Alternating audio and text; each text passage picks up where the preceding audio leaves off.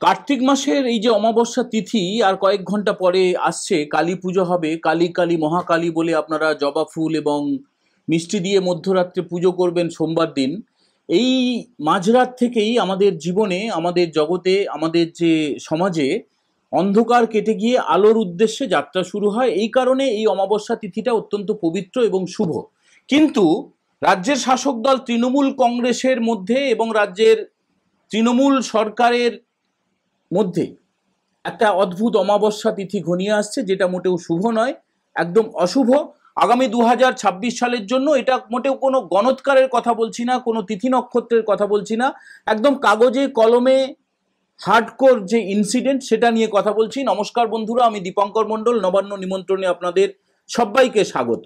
বন্ধুরা, আপনারা দেখলেন যে কিছুদিন আগে কোচবিহার, তারপরে জলপাইগুড়ি, তারপরে আজকে দক্ষিণ 24 পরগনা, যেখানে পুজো উদ্বোধন করতে যাচ্ছেন রাজ্যের বিরোধী দলনেতা শুভেন্দু অধিকারী, তাকে কিভাবে ঘিরে ধরে হেনস্থা করার চেষ্টা করা হচ্ছে, ঢিল ছোড়া হচ্ছে, নিগ্রহ করার চেষ্টা করা হচ্ছে। সেই বুলেট প্রুফ কাজ ছিল বলে কোচবিহারে রক্ষা পেয়েছিলেন, আজকেও তিনি প্রাণে বেঁচে গিয়েছেন। এসব কেন হচ্ছে বলুন তো? আপনাদের মনে হয় না কেন হচ্ছে? কারণ তো একটাই, কারণ হচ্ছে 2026-এর যে বিধানসভা নির্বাচন আসছে, তার আগে 2002-এর ভোটার তালিকা ধরে এসআইআর হবে এবং ইতিমধ্যে ম্যাপিং হয়ে গিয়েছে এবং লিঙ্ক আছে এবং লিঙ্ক নেই এমন বিভেদটাও পরিষ্কার হয়ে গিয়েছে। যারা 2002-এর পরে এসেছে, মূলত 2011 সালে তৃণমূলে সরকার আসার পরে এ রাজ্যে যে লক্ষ লক্ষ রোহিঙ্গা মুসলিমরা ঢুকেছে, অনুপ্রবেশকারীরা ঢুকেছে, তাদের তো লিঙ্ক হওয়ার কথা না, ফলে তাদের নামটা কাটা যাবে। এবং যারা অনেকে মনে করছেন যে বিএলওদেরকে ঘুষ দিয়ে চমকে ধমকে তাদের নাম ঢুকিয়ে দেবো, সেটা সম্ভব না, কিছু করার নেই। মানে এই যে যারা অনুপ্রবেশকারী অবৈধভাবে ঢুকেছে, তারা যাবেন না বিএলওদের কাছে, তাদের একটাই ভরসা, তৃণমূল সরকার তাদের তাড়াবে না। কিন্তু এসআইআরে যখন লক্ষ লক্ষ নাম বাদ চলে যাবে, সব ছেড়ে ছুড়ে দিয়ে 50 লক্ষ নাম তো বাদ যাবে, এটা নিয়ে তো কোনো সন্দেহ নেই। আর 50 লক্ষ নাম বাদ যাবে কাদের? যারা তৃণমূলকে সমর্থন করে, তৃণমূলকে ভোট দেয়। আর আপনারা জানেন যে 42 লক্ষের মতো পিছিয়ে রয়েছে ভারতীয় জনতা পার্টি তৃণমূলের থেকে, গত লোকসভা ভোটের নিরিখে বলছি। এবং যদি 22 লক্ষ ভোট আর জোগাড় করতে পারে, তাহলে তৃণমূলকে ছুঁয়ে ফেলবে। আর যদি 50 লাখ নাম বাদ যায়, তাহলে তো হয়ে গেল। এই বিপদের আশঙ্কা করেই এই যে বিভিন্ন অস্থিরতা তৈরির চেষ্টা, রাজনৈতিক নেতারা তারা যখন কোনো রাজনৈতিক কর্মসূচি নেই, শুধুমাত্র পুজো উদ্বোধন করতে যাচ্ছেন বা অন্য কোনো সামাজিক কাজে যাচ্ছেন, তাদেরকে ঘিরে ধরে এইভাবে হেনস্থা করার চেষ্টা করা হচ্ছে। এটা হচ্ছে মূল কারণ। এবারে আসি যে কেন অমাবস্যা ঘনিয়ে আসছে সেই পয়েন্টে। এবার যে চিঠিটা একটুখানি আপনারা খুব মন দিয়ে দেখুন। এই চিঠিটা 17 তারিখে রাজ্য নির্বাচন কমিশনের যিনি আধিকারিক, তার তরফে রাজ্য নির্বাচন কমিশন থেকে পাঠানো হয়েছে রাজ্য সরকারেরই একটি সংস্থা ম্যাকিন্টোশ বার্নকে। ম্যাকিন্টোশ বার্ন হচ্ছে 191 বছর বয়সী, প্রায় 200 বছরের কাছাকাছি একটা ইঞ্জিনিয়ারিং সংস্থা। তাদের নির্মিত বহু ঐতিহাসিক ভবন রয়েছে, সেতু রয়েছে, উড়ালপুল রয়েছে। কয়েকটা উদাহরণ দিই: দক্ষিণেশ্বর কালী মন্দির, কলকাতার স্টেটসম্যান হাউস, তারপরে বিখ্যাত বিখ্যাত সমস্ত জায়গা একটুখানি আপনাদের দেখে দেখে আমরা না হলে বলার চেষ্টা করছি। নাখোদা মসজিদ করেছে, সেন্ট পলস ক্যাথিড্রাল করেছে, এর পাশাপাশি ন্যাশনাল লাইব্রেরি করেছে, কলকাতার গ্র্যান্ড হোটেল তারা তৈরি করেছে। মানে অত্যন্ত বলিষ্ঠ, অত্যন্ত রেপুটেড, গোটা দেশের নিরিখে দেশের সবচেয়ে প্রাচীনতম একটা কনস্ট্রাকশন সংস্থা, যেটা একসময় ছিল প্রাইভেট সংস্থা, কিন্তু এখন রাজ্য সরকার অধিগ্রহণ করেছে। পশ্চিমবঙ্গ সরকারের 51% শেয়ার রয়েছে এই কোম্পানির ওপরে, তার মানে মালিকানা রয়েছে রাজ্য সরকারের হাতে। তো এবারে যে লোকসভা ভোট হয় বা বিধানসভা ভোট হয়, তখন তো বিভিন্ন বিধি থাকে। মানে ধরুন, বুথ কেন্দ্রে পৌঁছানোর জন্য রাস্তা, সেখানে পানীয় জলের ব্যবস্থা, সেখানে বিদ্যুৎ যদি না থাকে জেনারেটরের ব্যবস্থা, বিদ্যুৎ থাকলেও যদি কোনো কারণে বিচ্ছিন্ন হয়ে যায় একটা ব্যাকআপ রাখা, ব্যাকআপ জেনারেটর রাখতে হয়, অনেক রকমের সমস্ত ব্যবস্থাপনা করতে হয়। তার জন্য কয়েকশো কোটি টাকা খরচ হয়, কয়েকশো কোটি, 1 টাকা না। তো সেগুলো কারা পায়, কাজগুলো কারা পায়? লোকাল তৃণমূলের লোকজনই পায়। এবং এই টাকাটা যায় নির্বাচন কমিশন থেকে জেলা শাসকের মাধ্যমে, ওই জেলা পরিষদ, পঞ্চায়েত সমিতি, অঞ্চল প্রধান, তারপরে বুথ কমিটি, এইসব ঘুরে ঘুরে পকেটে কাটমানিটা ঢুকতে শুরু করে। এবং এইবারে যিনি এখন নির্বাচন কমিশন, রাজ্য নির্বাচন কমিশনের আধিকারিক হয়েছেন, সিইও হয়েছেন মনোজ আগরওয়াল, তার সম্বন্ধে রাজ্যের মুখ্যমন্ত্রী কয়েকদিন আগে নবান্নে বসে তিনি হুমকি দিয়েছেন তিনি নাকি দুর্নীতিবাজ, মানে তার কথা যেহেতু শুনছেন না এই কারণে আর কি। এর আগে যারা যারা দায়িত্বে ছিলেন তারা তারা একদম এই পা চাটা সব ছিলেন, ইনি একটুখানি স্বতন্ত্রভাবে সিদ্ধান্ত নিচ্ছেন এবং নিরপেক্ষভাবে সিদ্ধান্ত নিচ্ছেন, এই কারণে বাগে আনতে না পেরে তার বিরুদ্ধে একটা কিছু কালি ছেটানোর চেষ্টা করেছেন রাজ্যের মুখ্যমন্ত্রী মমতা বন্দ্যোপাধ্যায়। তো এই মনোজ আগরওয়াল যেটা সিদ্ধান্ত নিয়েছেন যে এইভাবে টাকা আলাদা আলাদা আলাদা আলাদা করে কারো পকেটে ঢুকতে দেওয়া যাবে না। এই যে ম্যাকিন্টোশ বার্ন লিমিটেড এই সংস্থাটি, সরকারি সংস্থাকে দায়িত্ব দেওয়া হবে প্রত্যেকটা বুথে যা যা পরিকাঠামো লাগে তাই তাই তারা ব্যবস্থা করবে, যা বিল হয় সমস্ত কিছু দিয়ে দেওয়া হবে। এবং এই কথাটা চালাচালি শুরু হয় গত জুলাই মাস থেকে। জুলাই মাসে প্রাথমিকভাবে কথা হয়, ম্যাকিন্টোশ বার্ন খুশি হয়, তারপরে আগস্টে দুপক্ষের আবার বৈঠক হয়, একটা এসওপি তৈরি করা হয়, স্ট্যান্ডার্ড অপারেটিং প্রসিডিয়ার। রাজ্য সরকার অর্থাৎ রাজ্যের অর্থ দপ্তর নবান্ন সেটাকে মঞ্জুর করে দেয়, কিন্তু সম্ভবত মুখ্যমন্ত্রী মমতা বন্দ্যোপাধ্যায় তিনি অতটা ভালো বুঝতে পারেননি। হঠাৎ করে এই অক্টোবরের 13 তারিখে এই ম্যাকিন্টোশ বার্নের তরফে একটা চিঠি দেওয়া হয় সিইও দপ্তরকে, মানে রাজ্য নির্বাচন কমিশনকে, যে আমরা কাজ করতে পারবো না, আপনারা বুঝে নিন। বুঝতে পারলেন?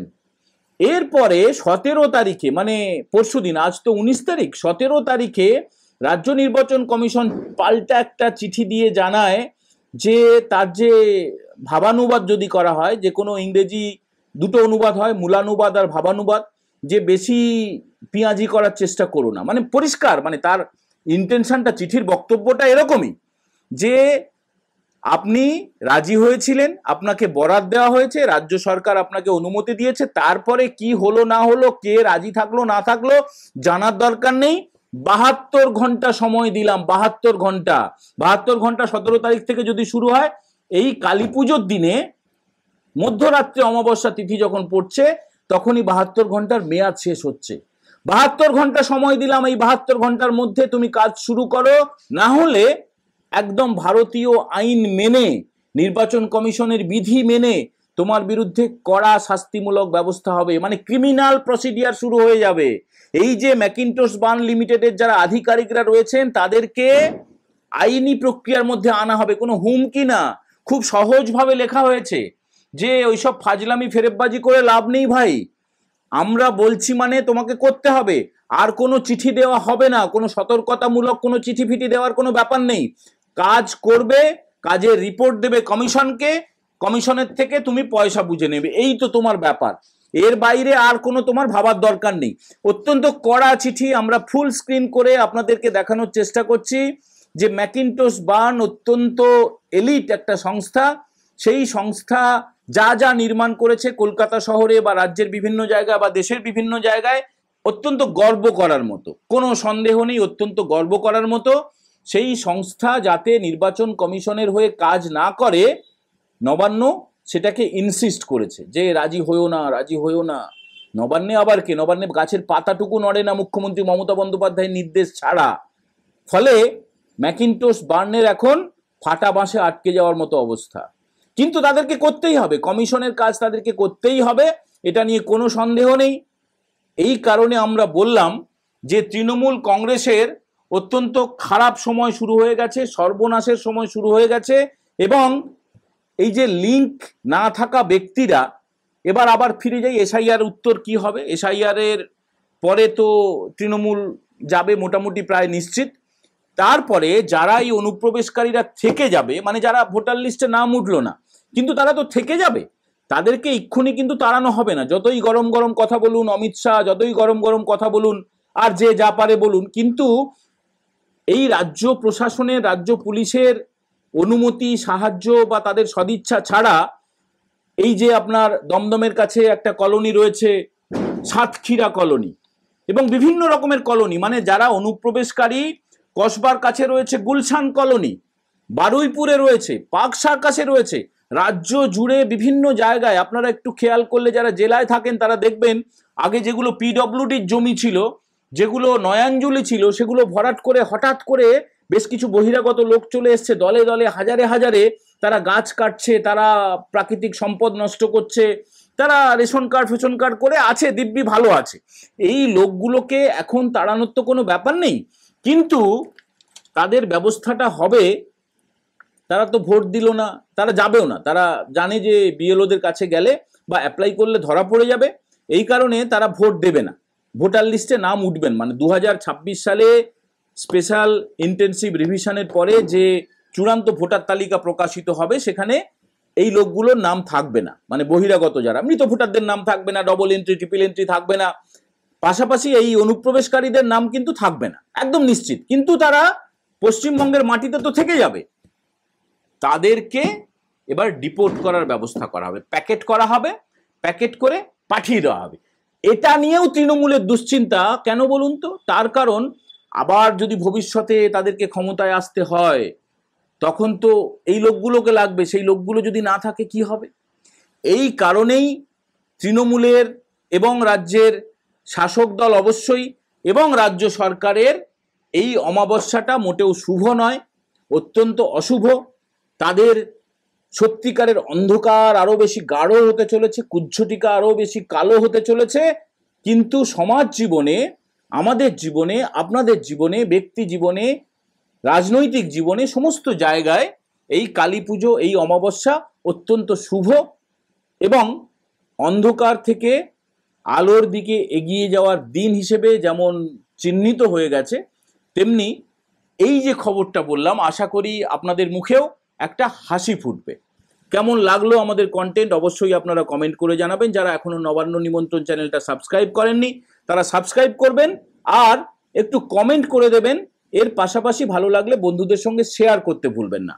আর যদি জয়েন করতে চান আমাদের চ্যানেলে, খুব সামান্য একটা অ্যামাউন্ট দিয়ে জয়েন করতে পারেন, মানে আপনারা মেম্বারশিপ নেবেন আর কি, নবান্ন নিমন্ত্রণের মেম্বারশিপ নিতে পারেন চাইলে, সেই রাস্তা খোলা রয়েছে।